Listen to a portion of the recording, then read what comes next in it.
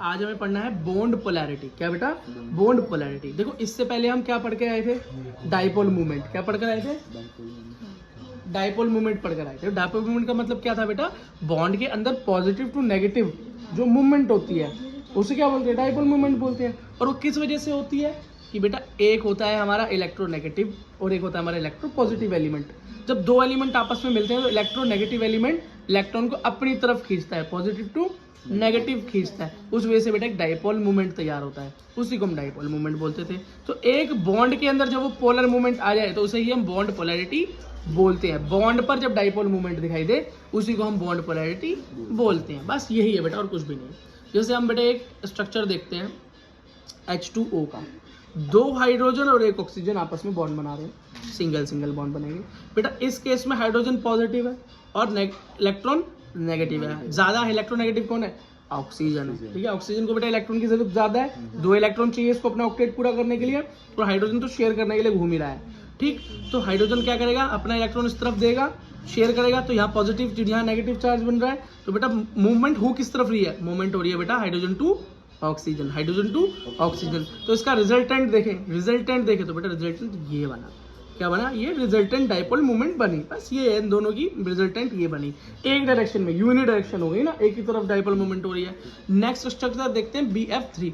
मतलब BF3, B central atom, सीधी सी बात है बेटा, मोस्ट इलेक्ट्रोनेगेटिव बीच में आता है, या इससे ज्यादा मोस्ट इलेक्ट्रोनेगेटिव इलेक्ट्रोपॉजिटिव। और इससे भी ज्यादा इंपॉर्टेंट आसान बात बताऊं तो बेटा जो नंबर में कम हो उसे चुपचाप सेंटर में लगा देना, ज्यादा वालों को साइड में लगा देना, ये नॉर्मल तरीका है।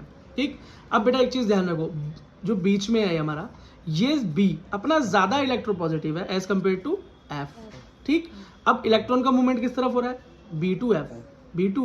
B2F, positive to negative, positive to negative, positive to negative. अब यह क्या हो रहा है बेटा? देखो तीनों दिशाओं में खींच रहा है। मानो आपने यहाँ पे बीच में सामान लिया, उसकी एक रस्सी यहाँ भी बांधी, यहाँ भी बांधी और यहाँ भी बांधी, उसे खींचोगे तो क्या होगा? किस तरफ मूवमेंट होगा? Positive to negative. नहीं, मान लो मैंने एक बेटा यहाँ पे एक पत्थर ले लिया, उस पत्थर पे तीन रस्सियां बांधी, एक इस दोस्त ने पकड़ ली, एक इस दोस्त ने पकड़ ली, एक इस दोस्त ने पकड़ ली। देखो तीन रस्सियां हो गई ना, तीन मूवमेंट हो गए, तीनों दोस्त खींच रहे हैं उसको, तो वो जाएगा कहाँ पे पत्थर? इधर इधर इधर। अगर मैं मान लूँ इक्वल पावर लग रही है तो कहीं भी नहीं जाएगा ना, सेम उधर। हाँ, तो बेटा इसका टोटल डाइपोल मूवमेंट जो हो गया वो जीरो हो गया। रिजल्टेंट क्या हो गया? जीरो हो गया। बात समझ में आ गई क्यों हो गया? ठीक है, अगला देखो भाई, फिजिक्स भी लग रहा है इसके अंदर तो भाई, केमिस्ट्री में BeF2। ठीक है, इसके अंदर क्या है बेटा? दो F और एक B। तो यहाँ पर बेटा क्या है? फ्लोर, ये हमारा जो है जरा इलेक्ट्रोनेगेटिव फ्लोरीन, तो F पॉजिटिव टू नेगेटिव, वैसे ही बीच वाला इलेक्ट्रो पॉजिटिव ही होता है ज़्यादा टाइम। तो यहाँ पर क्या हो रहा है बेटा? वही कंडीशन है कि बीच में पत्थर है, एक इस तरफ आपका दोस्त खींच रहा है, एक इस तरफ आपका दोस्त खींच रहा है, तो पत्थर किस तरफ जाएगा अगर इक्वल पावर लग रही है तो? Zero dipole total. तो डाइपोल मूवमेंट करने का यही एक तरीका है।